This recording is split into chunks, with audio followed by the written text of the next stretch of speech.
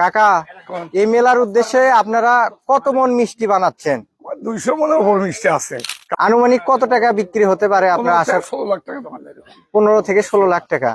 এটা কি মাছ? বাংলার মাছ। এটা কয় কেজি ওজন? এটা তো 5 কেজি। এই পাশের গুলো এগুলো কি মাছ? এটা কাতল মাছ। ঐতিহ্যবাহী পরাদহ মেলা। এই মেলায় মাছ আকৃতির হরেক রকমের মিষ্টি পাওয়া যায়। গ্রাম বাংলার এই ঐতিহ্যবাহী পরাদহ মেলা প্রায় 400 বছর ধরে প্রচলিত।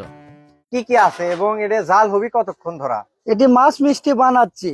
এখানে আছে কার্পু মাছ আছে, বাটা মাছ আছে, রুই মাছ আছে, মানে 12 মিশালি যাই হোক। এখানে জাল হবে 3 ঘন্টা। এই মাছের ওজন আছে আপনার 35 কেজি। এই জায়গায় এই এক সারের ওজন 35 কেজি। এক একটা মাছের ওজন কতখানি হবি?